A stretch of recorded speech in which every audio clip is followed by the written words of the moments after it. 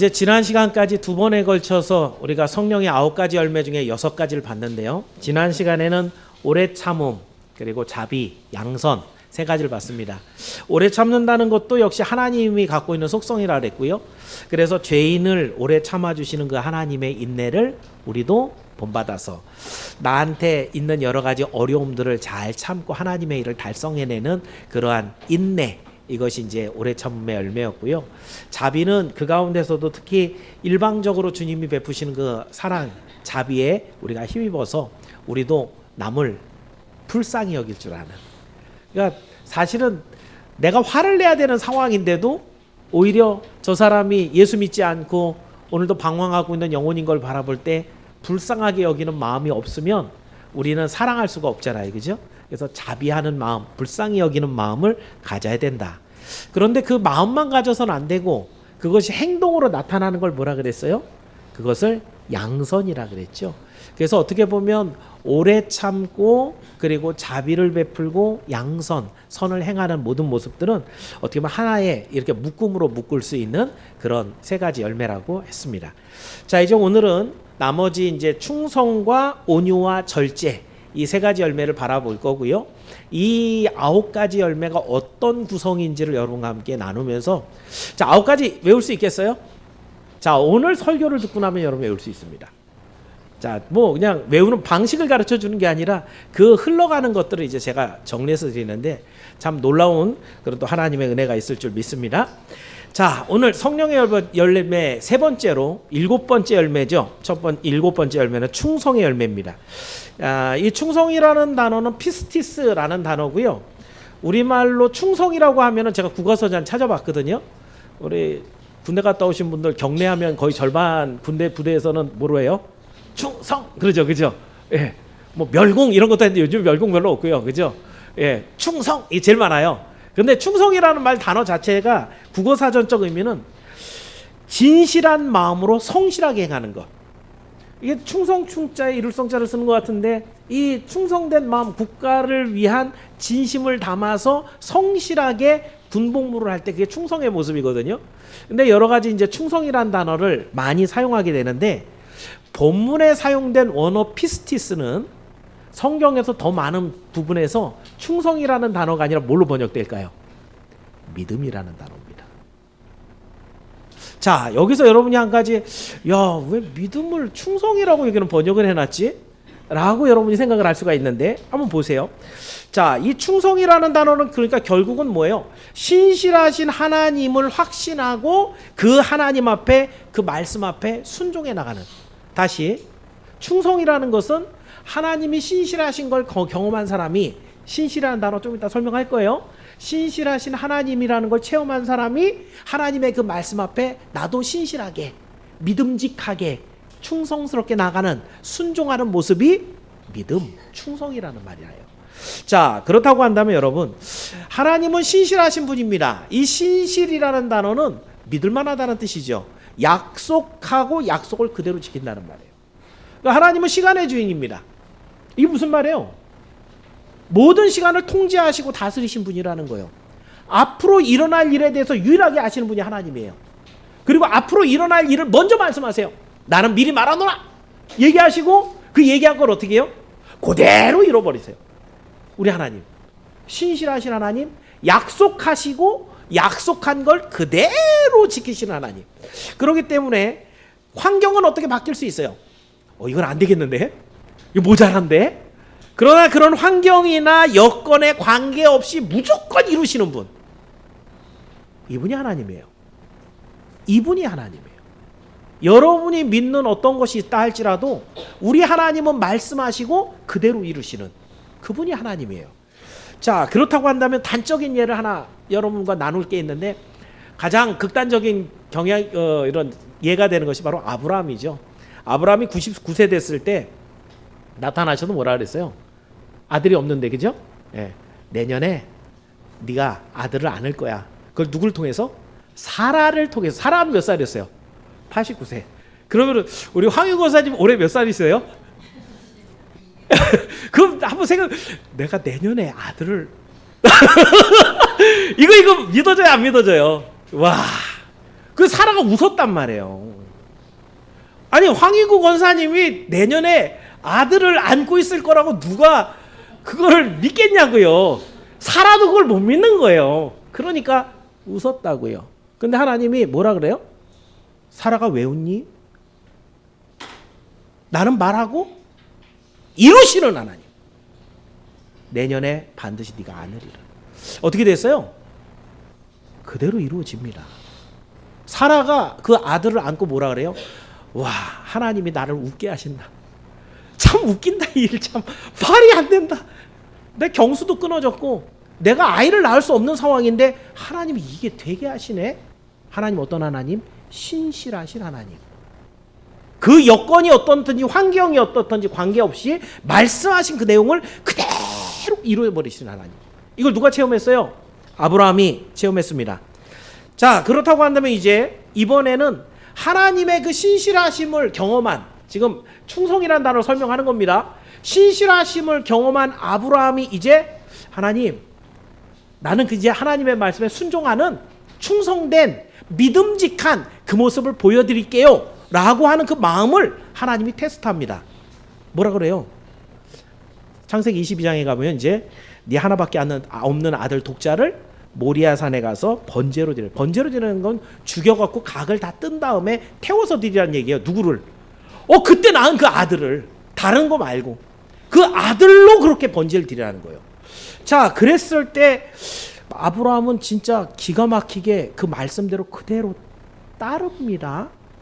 충성이라는 단어는 신실하신 하나님을 경험한 사람이 그 말씀에 대해서 순종을 하는데 마음 다해서 성실하게 하는 것을 말한다 그랬어요. 그죠? 아브라함이 그 명령을 듣고 아침에 일찍 일어나요. 3일 길을 가는데 지체하지 않고 가요. 산에 올라가는데 여기 요 산이야 라고 했더니 산에 올라가는데 지종들 둘은 내려놓고 올라가서 방해하지 못하게 아들만 데리고 올라갑니다. 아들을 다 그 장작 다 펼쳐놓고 아들을 결박하고 단 위에 올려놓고 칼을 들고 이제 확 내리치려고 할 때, 여러분 생각할 때 아브라함 마음속에 가득 무슨 생각을 하고 있었을까? 죽일까 말까 죽일까 말까 이랬을까요? 성경은 답을 주고 있습니다. 어떤 생각을 하고 있었을까? 히브리서 11장 17절 한번 볼게요. 자, 히브리서 11장 17절에 그때 아브라함 무슨 생각을 하고 있었을까? 같이 읽어봅니다. 시작.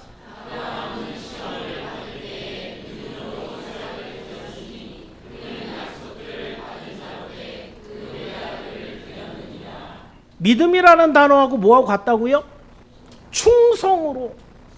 아브라함은 시험을 받을 때 하나님의 말씀에 대해서 순종을 하는데 충성스럽게 이삭을 드리는데 그 약속을 받은 자, 신실함을 경험하고 하나님의 말씀을 받은 그 사람으로서 하나님 드리라니까 그 외아들을 드렸다. 그 마음이 그런 거예요. 하나님이 아브라함 속으로 생각했을 거예요. 하나님이 어떤 방법을 사용할지 나는 모른다. 과연 이 하나님이 신실하신 하나님이 약속을 하셨기 때문에 나는 지금 이 아들을 죽이는데 하나님 명령하셨으니까 번제를 드리려니까 죽여야 되잖아요. 나는 죽이는데 하나님이 어떤 방법으로 살려내실지는 모르겠는데 이 아들은 지금 소년이에요. 결혼도 안 해봤어요. 아이가 있어요 없어요? 이삭의 아들이 없어요. 그런데 이삭에게 뭐라고 약속을 줬냐면 이 이삭을 통해서 네 가문은 하늘의 별과 같이 많겠다라면 이 아들이 죽어야 돼요 안 죽어야 돼요? 아들을 낳기까지는 죽으면 안 되잖아요. 그죠? 나는 지금 이 아들을 죽이는데 신실하신 그 하나님은 어떻게 살리실지, 어떻게 이 아들을 다시 하나님의 뜻대로 이루실지 난 모르지만 나는 하나님이 맡겨주신 그 일에 믿음으로 순종한다. 아마도 조금의 정말 주저함 없이 칼을 높이 치켜들어서 내리치려고 그랬을 거예요. 그러니까 하나님이 어떻게 해요? 아브라함아 두 번 말리죠. 그죠? 하나님이 급한 거예요. 거기서 하나님이 안 말렸고 아브라함아 이랬으면 내려갈지도 몰라요. 그 말을 천천히 아브라함아 이래버렸어요. 늦었네 이러면 안 되잖아요. 그죠? 하나님이 얼마나 급하신지 아브라함아 멈춰 세운다는 거죠. 아브라함의 칼은 주저하고 있지 않아요. 내리칠 거였거든요. 이게 충성입니다. 하나님의 신실하심을 맛본 사람이 하나님의 말씀에 대해 그 약속에 대해서 진심으로 믿고 성실하게 행하는 모든 삶, 이게 충성이고 다른 말로 믿음이라고 얘기하는 것이에요. 근데 목사님 그렇게 얘기하지만 어떻게 아들을 내놓고 그 어떻게 충성하고 믿음을 하겠습니까, 목사님? 근데 신약으로 넘어와서 이거는 제가 그랬잖아요. 극단적인 어떤 믿음의 모습을 보여줄 때 설명은 아주 중요한 예표가 되는 사건이라고. 근데 예수님이 하신 여러 가지 얘기들 중에서 달란트 비용을 아시죠, 그죠? 거기서 5달란트와 2달란트를 남긴 그 종들에게 예수님이 마태복음 25장 21절에 이렇게 말씀하셨거든요. 자, 마태복음 25장 21절 한번 읽어볼게요. 시작.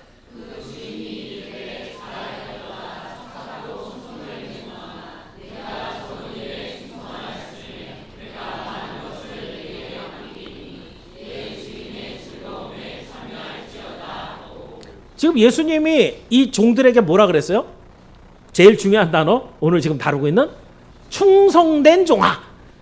이 종들은 도대체 뭐 했길래요? 주인이 맡겼죠? 5달란트, 2달란트 주고 하면서, 야, 내가 외국에 갔다 오는 동안에 이걸로 장사했고 남겨. 똑같이 얘기했어요. 그랬더니 바로 가서 장사하여 그 주인의 약속을 믿고 그 말씀에 순종하여 남긴 거예요. 근데 그 내용에 보면은 어떤 방법으로 이 친구들이 돈을 남겼는지, 또 얼마나 열심히 했는지, 또 돈을 얼마나 많이 남겼는지 이런 내용은 없어요. 다만 하나님의 말씀에 충성스러움, 믿음직함, 이걸 보여준 것이죠. 그래서 여러분, 여기에 제가 사용하는 단어가, 충성이라는 단어는 하나님의 신실하심을 맛본 성도가 보여드리는 나의 믿음직함, 제가 드리는 정의의 내용입니다. 성도는 믿음직해야 돼요. 그 사람에게 시키면, 목사도 이제 일을 여러 가지 이제 사람들하고 하다 보니까 직분을 나눠주고 시키잖아요. 어떤 사람은 확인다지, 내가 얘기한 거 알고 무슨 얘기인지 알아들었지? 잘 진행하고 있지? 결과가 잘 나오고 있지? 하나하나 다 확인해야 되는 사람이 있는가 하면 한마디 툭 던져놓으면 벌써 턱턱턱 돼가지고 가져온 사람도 있어요. 어떤 사람이 믿음직한 거예요? 그죠? 말씀을 듣고 그 자리에서 순종하는 사람이 믿음직한 거예요. 어떤 사람하고 일하면 더 신나고 더 좋은 열매를 맺을 수 있겠어요? 충성하는 사람. 하나님이 여러분에게 요구하는 성령의 열매는 충성의 열매입니다. 우리 SFC 운동원이나 대학부 친구들이 잘 깨달아야 됩니다. 언제나 아이 같은 심령을 갖고 나중에 집사님 되면, 그렇지 않아요. 다윗은 그 어린 나이에 왜 왕으로 기름 부음을 받았어요? 믿음직했어요. 하나님이 보실 때 충성스러움이 보였어요. 그 어린 나이에 골리앗과 싸우겠다고 도전하는 그 모습은 하나님의 언약을 믿었기 때문이에요. 하나님이 기름 부어서 나를 왕을 세웠는데 내가 왕 위에 올라가기 전에 죽는 것은 하나님 뜻이 아니라는 거예요. 다윗은 죽을 수가 없거든요. 그걸 믿기 때문에 골리앗하고 나가서 싸울 수 있는 거예요. 젊은 친구들도 어린 친구들도 얼마든지 충성스러울 수 있습니다. 왜요? 우리가 결단하지 않았기 때문에 그 충성스러움이 없었을 뿐입니다. 성도는 신실하신 하나님의 언약으로 구원을 받은 사람들입니다. 하나님의 신실하심을 맛본 사람들입니다. 그렇다고 한다면 이제는 하나님의 말씀을 더욱더 귀 기울여 듣고 그 말씀에 순종하시길 바랍니다. 여러분의 삶에 하나님께 보여드릴 충성의 열매가 가득하기를 주의 이름으로 축원합니다. 자, 두 번째. 자, 8번째가 되는데 온유의 열매입니다. 이거 누구 잘 들어야 되는데. 자, 온유라는 이 뜻이 어떤 것인가 한번 볼게요. 프라우테스라는 단어고요. 이웃을 향한 윤리적인 관용. 윤리적으로 이웃한테 이렇게 잘해줘야 된다라는 얘기고요. 또는 나에게 위협이나 어려움을 가했는데도 보복하거나 분내지 않는 것. 내가 충분히 한 대 맞고 2대 때려줄 수 있는 힘이 있는데, 저게 또 내가 누군지도 모르고 덤볐구나. 한번 봐주지 뭐. 이런 게 온유한 거라는 거예요. 힘이 없어갖고 맞고 깨갱 하고 있는 게 아니고, 힘이 있는데도 불구하고 참아주고 그리고 기다려주는 것. 이게 온유한 것이죠. 그럼 이런 온유한 모습에 가장 모범이 되는 분은 누구겠어요? 당연히 예수님이죠. 예수님이 당신을 통해서 당신에게 나는 온유해 라고 하셨을까 안 하셨을까요? 하셨어요. 어디 구절에 있는가 볼게요. 마태복음 11장 29절에 보면 예수님이 당신은 온유한 분이라 그래요. 자, 11장 29절 볼게요. 시작.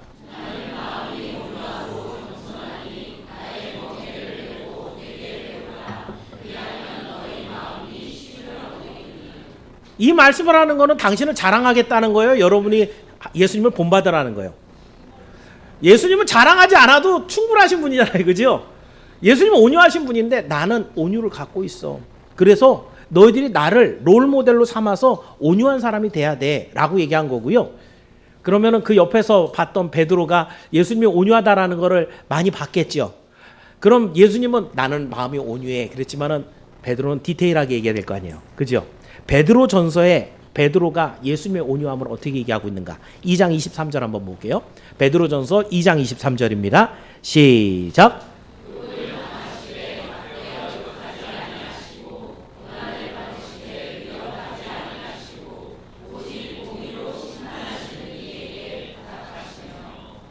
온유하심. 힘이 없어서가 아니라 예수님은 당시에 당신 갖고 있는 권세와 능력으로 인해서 빌라도가 하고 있는 그 불법적인 재판 확 다 뒤집어 엎을 수 있습니다. 예수님은 그런 능력이 있어요. 근데 안 하시죠. 또 십자가에 올라가서도 대제사장을 비롯한 사람들이 놀립니다. 야, 네가 메시아고 그리스도면 그 십자가에서 내려와. 그럼 우리가 믿을게. 이러고 있었어요. 예수님의 능력은 내려갈 수 있었습니다. 얼마든지 이것들이 이러면서 내려가서 한 번에 다 쓸어버릴 수 있었어요. 그런데도 끝까지 십자가에 죽습니다. 참 이게 어마어마한 일이지 않습니까? 왜 그랬습니까?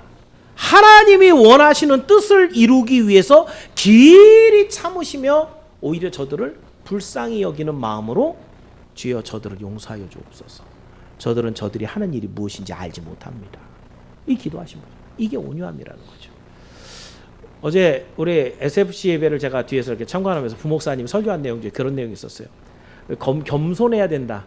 겸손이라는 걸 할 줄 아는데 못하면서 무슨 예를 드렸냐면 우리 박 목사님한테 국가대표 축구대표 감독이 와갖고 대표로 좀 띄워주십시오라고 하면 제가 못합니다 라고 하면 이게 겸손이냐 아니냐?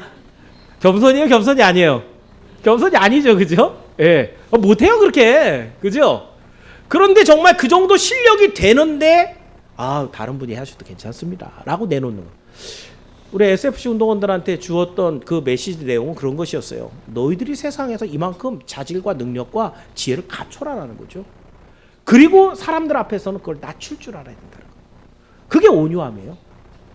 사실은 단순한 겸손은 그냥 별 말씀을, 이거는 스스로 그냥 낮추는 것이지만 그 안에서 하나님의 영광을 위해 쓰임 받는 것까지 나갔을 때 이게 온유함입니다. 자, 그러면 한 가지 예를 들어 볼까요? 성경에서 온유함의 대표인 사람은, 그 중에 대표인 사람은 모세였습니다. 자, 모세의 겸손에 대해서 이 온유함에 대해서 하나님이 민수기 12장 3절에 이렇게 기록하고 있어요. 자, 민수기 12장 3절인데 한번 읽어보겠습니다. 시작.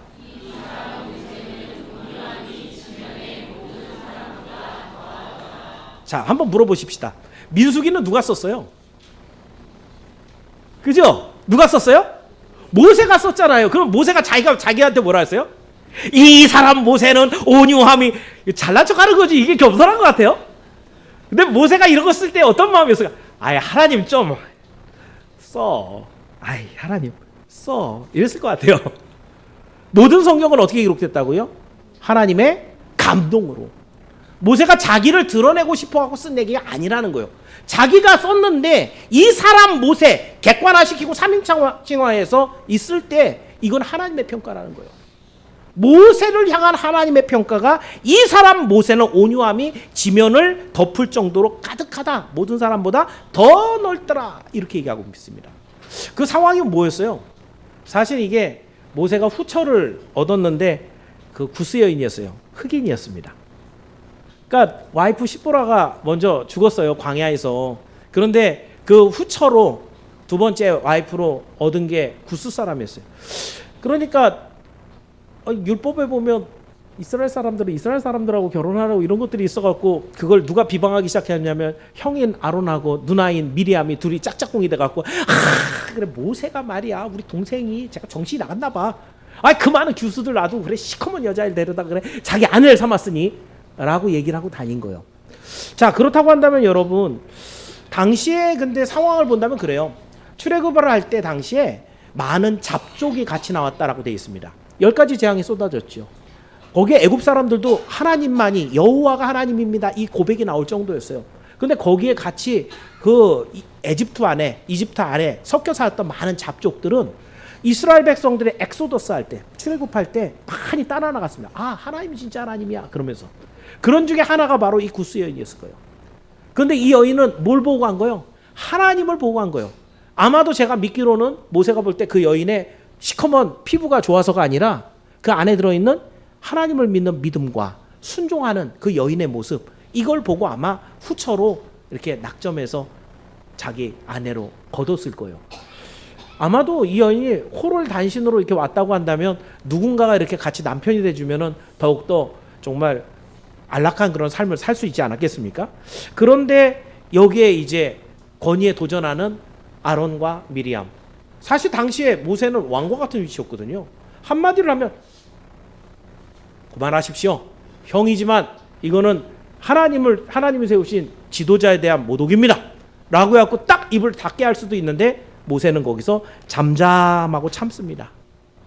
왜요? 이게 중요해요. 왜 참느냐 이거죠. 내가 할 수 있는데, 내가 벌할 수 있는데, 내가 얼마든지 저거 찍어 누를 수 있는데 왜 참느냐 이거죠. 모든 판단을 하나님께 맡기고 그 모든 것들을 잠잠하게 참는 거예요. 나중에 어떻게 됐어요? 하나님이 아론은 대제사장이라서 너는 한번 내가 안 건드리는 거야 라고 하고 누구를? 미리암을 어떻게 해요? 문둥병자 만들어버려요. 7일 동안이나 그 진 밖에 있다가 창피를 당하게 하고 네가 함부로 모세를 모독하는 걸 이거를 아무렇지도 않게 여겨? 라고 하고 미리암을 벌주고 모세를 세워줍니다. 그래서 하나님께서 여기서 모세의 모습을 온유하다. 모든 사람들보다 네가 할 수 있는 충분한 능력과 권위가 있는데 그것을 모든 판단을 하나님께 맡기고 잠잠하게 있는 이 모습, 마치 예수님께서 당신의 일을 이루기까지 하나님의 구속을 이루기까지 아무리 조롱하고 비난하고 그리고 아무리 고통을 준다 하더라도 끝까지 인내하며 당신의 권위를 사용하지 않은 모든 판단을 하나님 앞에 맡겨버린 그 예수님처럼 온유한 모습입니다. 그러므로 여러분, 성도가 맺게 되는 온유의 열매는 믿음이 바탕에 깔려 있는 겁니다. 하나님을 믿는 믿음이죠. 우리 하나님은 다 아시다는 거예요. 아신다는 거예요. 모든 것을 정확하게 다 알고 분별할 수 있는 능력이 있어서 우리에게 결국은 내 중심을 알고 나를 신원해 주실, 나의 어려움을, 안타까움을 나중에 해소시켜 주실 하나님으로 믿고 참는 거예요. 그 말씀을 하신 내용이 마태복음 7장 2절이에요. 한번 이것이 여러분 황금률이라는 것인데 한번 깊이 있게 한번 생각해 보세요. 7장 2절 말씀 마태복음입니다. 시작.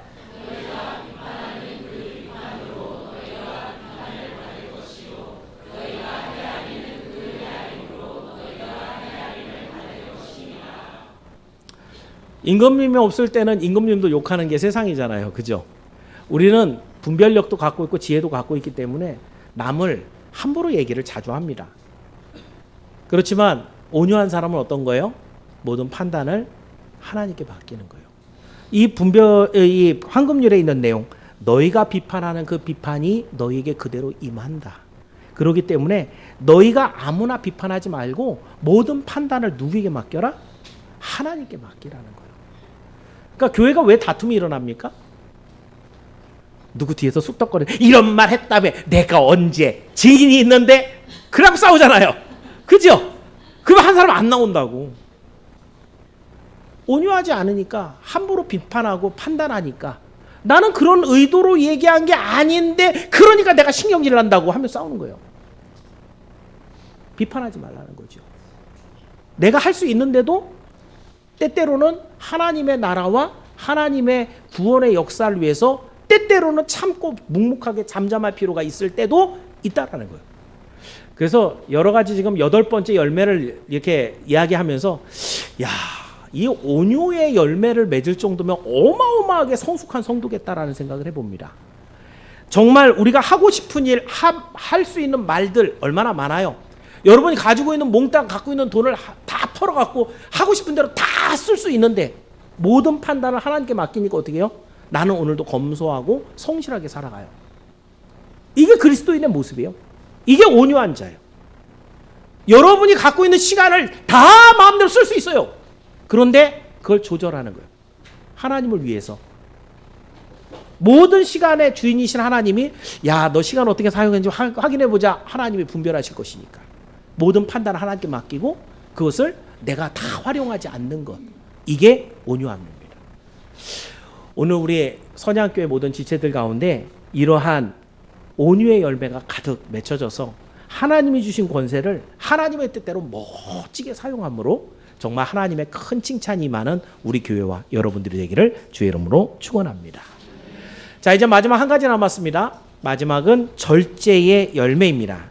앵그라테이아라는 단어고요.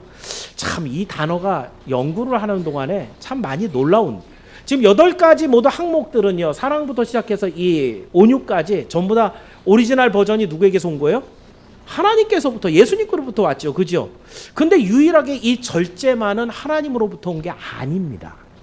앵그라테이아라는 이 단어는요, 성적인 문제에 대해서 제어하고 다스리는 능력, 원어적인 의미예요. 그러면 성적인 것만 제어하면 되나요? 먹고 싶은 거, 갖고 싶은 거, 사람들한테 칭찬받고 싶은 거, 이 인간이 갖고 있는 기본적인 욕구들이거든요. 이런 것들을 막 하고 싶은데 이거를 제한하고 자기가 조절할 수 있는 능력, 이게 절제라는 것이에요. 자, 그렇다면 이건 하나님으로부터 온 게 아닌데 왜 우리는 절제를 해야 되나요? 사실은 우리가 근본적인 이유는 타락해서 죄의 속성을 갖고 있기 때문에요. 우린 늘 죄의 욕구가 솟아올라옵니다. 내가 제일 잘 보여야 돼요. 어느 분은 사진 찍힐 때 나만 잘 나오면 돼, 이런 얘기를 하시는 분이 있는데 다 그런 게 있거든요. 다른 사람이 다 안 돼도 나만 잘 됩니다.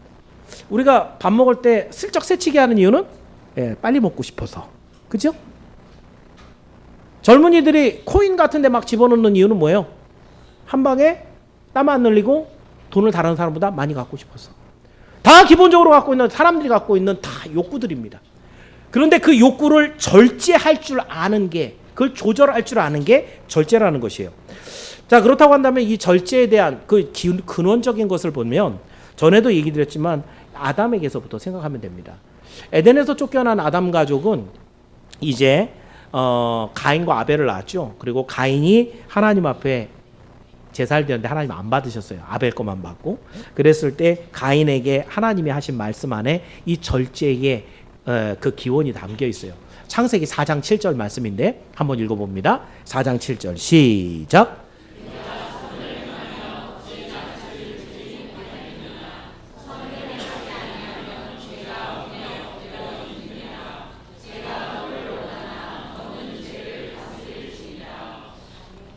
하나님의 말씀대로 살지 않으면, 선을 행하지 않으면 뭐가 있다고요? 죄가 문 앞에 엎드려갖고 여러분을 늘 그런 육신의 소욕 가운데 잡아 당긴다는 거예요. 이건 부인할 수 없는 사실이에요. 여러분이 지금 이렇게 착실하게 앉아서 예배를 드리고 있는 이유는 하나님의 말씀 앞에 순종하고 선을 행하고 있는 것이에요. 그러니까 지금 거짓말도 못하고 하나님이 금하게 한 여러 가지 일들도 못하고 그냥 이러고 앉아있으면서 성령의 9가지 열매를 듣고 앉아있는 거예요. 근데 여러분이 만약에 이 자리에 왔지 않았다, 아이, 뭐하러 온유한 사람이 돼요? 뭐하러 절제를 내가 있는데. 온유하기는 나한테 댐비면 두대 때려야죠.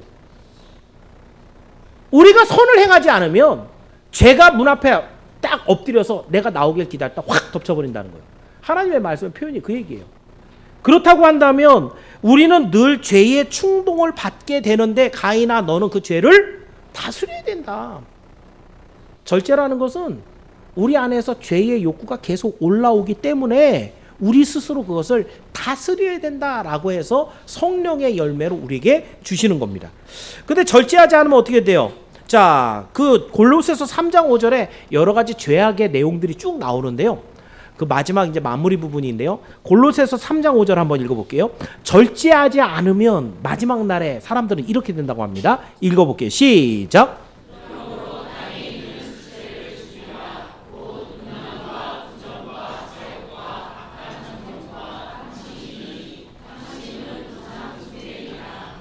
여기서도 분명히 육을 제어해서 절제해서 그걸 눌러놔라. 그렇지 않으면 여기에 나타나는 음란. 왜 음란이 제일 먼저 나왔어요? 절제라는 단어 자체가 의미적으로 뭐라는 거예요? 그 육체의 성적인 문제를 제어하는 능력이라고 그랬거든요. 그러니까 바울은 그 단어를 기가 막히게 다 알고 있는 거예요. 그리고 제일 먼저 끄집어낸 죄가 음란. 그것으로 더 파생되는 거 부정, 사욕, 악한 정욕, 그리고 탐심. 탐심은 결국 뭐까지 간다는 거예요? 우상 숭배가 돼서 하나님이 가장 미워하는 죄가 돼서 결국 구원받지 못한다는 것이요. 절제를 해야 되는 이유, 절제하지 않으면 이런 것들이 우리 가운데 가득 채워진다는 것이죠. 자, 그렇다면 반대로 절제를 잘하면 삐뚤어진 욕망과 본능을 잘 다스려서 절제하면 무슨 일이 있는가? 그 내용은 고린도전서에 가볼게요. 9장 25절. 자, 이런 것들을 잘 제어하면 9장 25절 한번 읽어보겠습니다. 시작.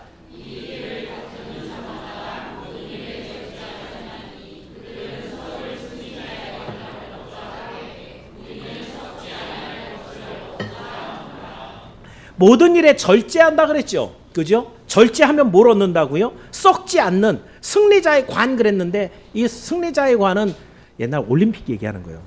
지금은 올림픽 하면 메달 달아주잖아요. 그죠? 옛날엔 뭐 줬어요? 월계수관, 월계관이라고 하는 그런 거 씌워줬거든요. 월계수 이파리로 관 씌워줬는데 그거 얼마나 할까요? 가격으로 따져서는 얼마 안 나가는 걸 거예요. 그죠? 뭐 나뭇이파리 엮어갖고 관 씌워줬는데 그런데 세상에서 1등이라는 거죠. 최초의 올림픽이 이 시대에 있었어요. 그런데 이 시대에 있었던 올림픽에서 1등을 하려고 사람들이 어땠다는 거예요? 절제했다는 거예요. 그런데 그렇게 절제하고 1등 해갖고 얻는 그 관, 이거 썩어서 없어지는 관인데 너희들이 영적인 이 모든 것들을 절제해갖고 얻는 관이라고 한다면 이 관은 어떤 관? 본문대로 한다면 썩지 아니하는 영원한 관이 된다. 하나님 주시는 생명의 면류관을 얻게 된다라는 얘기입니다. 자, 그래서 바울은 나는 그래서 날마다 죽노라. 날마다 죽노라. 뭐가 죽은 거예요? 옛사람이 죽은 거예요. 옛사람은 뭐 하려고 그러는데요? 죄를 지으려고 욕구가 쫙 올라오는 거죠. 근데 그걸 절제해서 탁 목을 쳐서 죽여버리는 거예요. 십자가 아래 묻어버리는 거죠. 나는 날마다 죽노라. 왜냐하면 내 안에서부터 새로운 욕정이 계속해서 일어나고 있는데 이걸 하나님의 말씀으로 잘라서 죽여버려야 그 절제해야 그래 하나님이 원하시는 생명의 면류관을 받으러 그 앞으로 나갈 수 있다는 거죠. 그러니까 바울은 이렇게 절제하는 삶을 하나님 앞에 결단을 하고 성도들에게도 이런 삶을 살아야 됩니다 라고 아주 역설했던 것입니다. 이와 같이 절제는 성령이 주시는 귀한 열매고 천성을 향해 걸어가고 있는 성도들의 필수적인 열매인 줄을 믿으시기를 축원합니다. 자, 이렇게 해서 이제 9가지를 모두 설명을 마쳤습니다. 그렇다고 한다면 이제 이 9가지 열매를 했는데 이렇게 성경을 쓰는 바울은 성령의 감동을 받기도 했지만 기가 막힌 사람이거든요. 정말 이렇게 순서대로 쓴 이유가 있을까요? 성경학자들은 그런 것들을 연구합니다. 그런데 여러분 9가지를 지금 여러분이 다 외우라 그러면 잘 못 외울 것 같은데 근데 사실은 여러분이 성도가 가져야 되는 것 중에 제일 중요한 거 3가지만 꼽으라 그러면 못 꼽아요. 그죠? 뭐 고린도전서 13장 13절에 이렇게 돼 있었거든요. 한번 읽어볼게요. 고린도전서 13장 13절 읽어봅니다. 시작.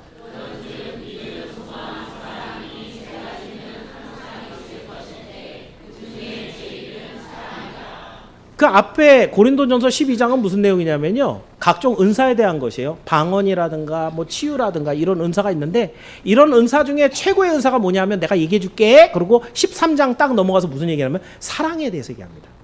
여러분이 잘 아는 사랑은 오래 참고 쭉 나옵니다. 그리고 그 사랑장을 마무리하는 구절이 13절인 거예요. 그런즉 믿음, 소망, 사랑 이 3가지는 항상 있을 것인데 이 은사라는 건 하나님이 주신 선물이라는 거예요. 원래는 하나님 것이라는 거죠. 근데 여러분이 수고하고 애쓰는데 하나님께서 필요한 것으로 능력으로 주는 것이 은사들인데 그런데 그 중에 제일 좋은 은사는 사랑과 소망과 믿음이다 라고 지금 바울이 정리해주고 있어요. 근데 9가지 열매, 사랑은 있죠, 그죠? 맨 앞에 있었죠, 그죠? 그런데 다른 거는 잘 안 보이는데, 자, 제가 연결을 해드립니다. 자, 네 번째 있었던 오래 참음, 다른 말로 두 글자로 바꾸면 뭐예요? 오래 참음이 인내지요. 근데 여러분 데살로니가전서 1장 3절에는 뭐가 있냐면 믿음, 소망, 사랑의 그 의미가 있어요. 사랑은 수고라 그랬어요. 혹시 올라와 있나요? 데살로니가전서 1장 3절. 자, 한번 읽어볼까요? 그러면 시작.